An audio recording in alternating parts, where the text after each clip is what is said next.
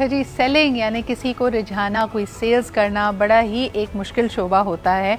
उसमें आपको बहुत सारी ना का सामना करना पड़ता है। लोगों को कन्विंस करना, उनको राग़िब करना, परसुएट करना आसान नहीं होता। लेकिन हमारे आज के मेहमान का तारुफ सिर्फ यही नहीं है कि he is an excellent sales person, a sales trainer, बल्कि सबसे बड़ी अहम बात कि he is a success story when it comes to the reversal of diabetes. आमतौर पर अगर आप ज़ियाबतीज़ के मर्ज़ में मुब्तला हो जाएँ या हेल्थ कंडीशन में हो तो समझा जाता है this is a life sentence of medicine, of insulin.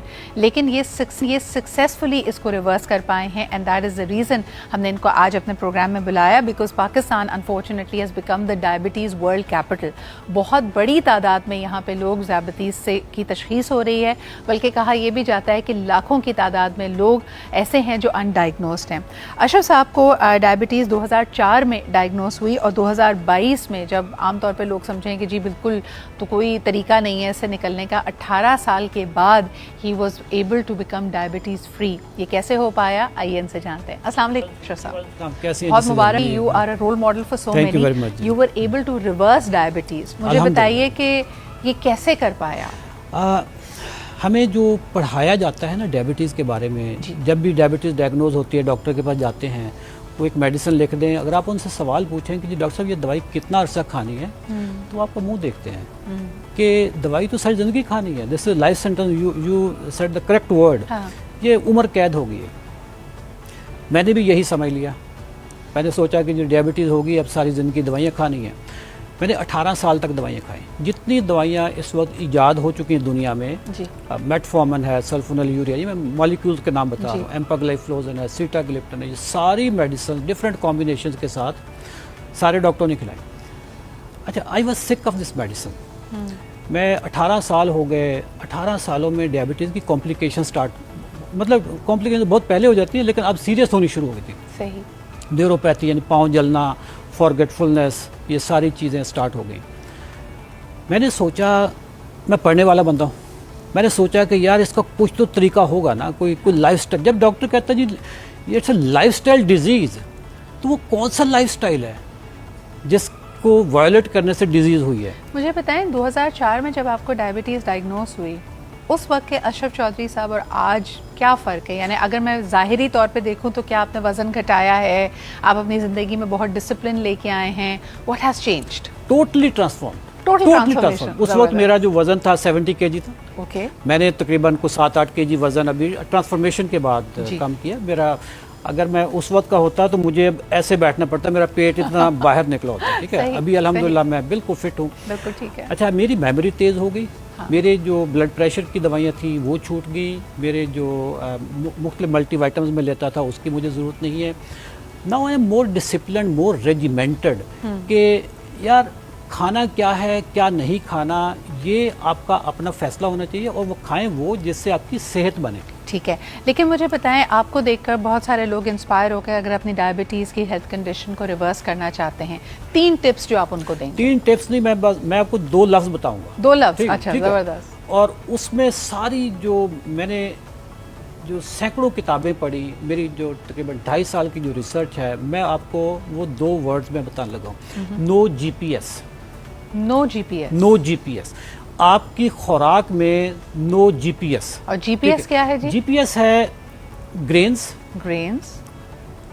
Potatoes, potatoes भी आपने माइनस कर दिया, एंड शुगर। ओके, ठीक है, ये 3 चीजें आपने निकाल दी। एंड व्हेन यू से ग्रेन्स, इसके अंदर पल्सेस भी शामिल है या सिर्फ गंदम, गंदम, गेहूं? अच्छा। इसमें गंदम, चावल, मकई, जौ, ज्वार, बाजरा, ये जो ग्रेन्स हैं, जब ये अब असल में ग्रेन्स रहे नहीं है, ये इतना मॉडिफाइड हैं, इतना ये पेस्टिसाइड हैं, यानी they are not organic at all. They are not organic. और जब इनको पीसा जाता है तो इसको इतना बारीक पीसा जाता है कि उसमें फाइबर नाम हर चीज़ खत्म हो जाती है। ठीक है, तो ग्रेन्स आपने कहा माइनस कर लें। पोटैटोज के पीछे क्यों? पोटैटोज इसका ग्लाइसेमिक इंडेक्स बहुत हाई है। ठीक है, ठीक है, और ख़ास तौर पे हमारे यहाँ जो पोटैटोज चलते हैं ना, उसको सीड ऑयल में पकाते हैं, फ्रेंच फ्राइज बनते हैं। वैसे हर वक्त मंचिंग चल रही है सारा दिन, उसमें सीड ऑयल भी होते हैं प्लस उसमें रिफाइंड कार्बोहाइड्रेट्स भी होते हैं। उससे शुगर में बहुत स्पाइक आती है। एंड शुगर में सिर्फ वाइट नहीं जी, ये अभी तक ना ये सही हम समझ रहे कि जी वाइट शुगर ही है। शुगर जिस चीज़ में भी है, फॉर एग्जांपल हनी में भी शुगर है, और इसके अलावा दूध में लैक्टोज होता है। इंग्लिश के वो तमाम वर्ड जो एंड पे OSE पे ख़त्म होते हैं, फ्रुक्टोज, लैक्टोज, ये सब माल्टोज, ये सारे सब शुगर की फैक्ट्रियाँ हैं। ये 3 चीज़ें आप ज़िंदगी से निकाल दें तो अशरफ साहब से बचेगा क्या, खाएं क्या? अल्लाह की नेमतें। अच्छा, हाँ, अल्लाह की नेमतें। आप बताएं ना जरा आपकी जनरल डाइट क्या है, और ये क्या 18 साल करें तो उसका फिर नतीजा मिलता है, या आपने वाकई अपनी लाइफ से जैसे GPS निकाला तो मैंने 3 दिनों में अपनी दवाइयाँ छोड़ी हैं। 3 डेज। वाओ। 15 फरवरी 2022 को मैंने अपनी नई डाइटरी रिजीम पे आया और 18 फरवरी को I quit all my medicine without any doctors intervention. जैसे आपने शुगर की बात की और आपने लैक्टोज का जिक्र किया, इसका मतलब है दही, दूध ये भी नहीं कह सकते? दही ठीक है, दही में लैक्टोज वो चेंज हो जाता है। अच्छा, अगर उसको दही को, जो घर का दही होता है, उसको अगर आप बारीक कपड़े में थोड़ी देर के लटका दें तो उसका लैक्टोज निकल जाता है। जो रिमेनिंग होता है that's a Greek yogurt, that's the best thing. ठीक है, उसमें प्रोटीन होती है, हेल्दी फैट्स होते हैं। अच्छा, आप पूछ रही थी कि मैं खाता क्या हूँ। ठीक है, फिर आपकी डाइट है खाने में बहुत चीज़ें। नंबर 1 जी, अंडा खा सकते, मीट, ठीक है, नो लिमिट्स, ठीक है, बीन्स, लेंटल्स, पल्सेस, दालें सारी चीज़ें होगी। इसके अलावा आलू के अलावा ऑल वेजिटेबल्स। ठीक है, आपकी प्लेट है, मैं आपको नहीं, लेकिन आमतौर पे, I am sorry to interrupt, हम इन चीज़ों को खाते हैं या तो किसी रोटी, नान, चावल, पुलाव से। तो आपने कहा कि ग्रेन्स नहीं खाने, हाँ। तो आप ये तमाम चीज़ें बगैर चावल और रोटी के खाते हैं?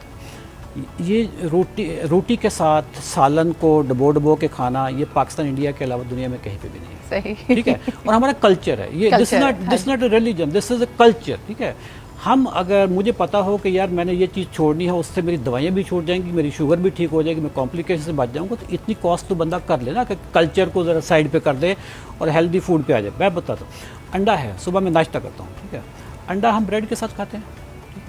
अच्छा, I like to have my अंडा विदाउट एनीथिंग। ओके, तो आपने, मैं आपके कबीले से हूँ।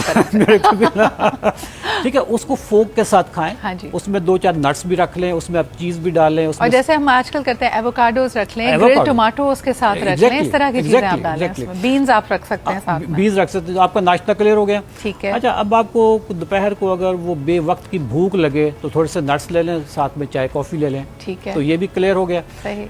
अब दोपहर को आते हैं। हाँ। दोपहर को आपकी प्लेट में कोई 5-6 तरह के सैलड्स हों और साथ में या बीन्स हो या मीट हो। ठीक है, चिकन हो, फिश हो, आपका मटन हो, बीफ हो। ठीक है, ये सारी चीज़ें करें। रात को भी यही फार्मूला होगा, अगर आपने दोपहर को बीफ खा लिया है तो रात को मटन खा लें, फिश खा लें, ठीक है, कॉम्बिनेशन ये। आपको बेसिकली देखें 3 मैक्रो न्यूट्रिएंट्स चाहिए, कार्बोहाइड्रेट्स, प्रोटीन्स एंड फैट्स। अच्छा, अब इसमें गुड एंड बैड भी है। जैसे वो गुड तालिबान बैड तालिबान होता था ना, इस तरीके से good fats, good bad fats, good carbs, bad. जो गुड कार्ब्स है ना, हमने वो खाने हैं। कार्ब्स हर चीज़ में है, बीन्स में कार्ब्स हैं, नट्स में कार्ब्स हैं, वेजिटेबल्स में कार्ब्स हैं, हमने ब्रोकली में कार्ब्स हैं। ये सारे गुड कार्ब्स हैं जो कॉम्प्लेक्स कार्ब्स हैं, जो आपको काफी देर तक एनर्जी स्लो रिलीज है, एक्सटेंडेड रिलीज हो रहे। अच्छा, फ्रूट्स भी आप सारे खा सकती हैं जिनका ग्लाइसीमिक इंडेक्स लोअर साइड पे हो। ठीक है, इस वक्त अगर मैं देखूं पाकिस्तान में, जैसे आपने कहा आम के पीछे हाथ धो के नहीं पड़ जाना है।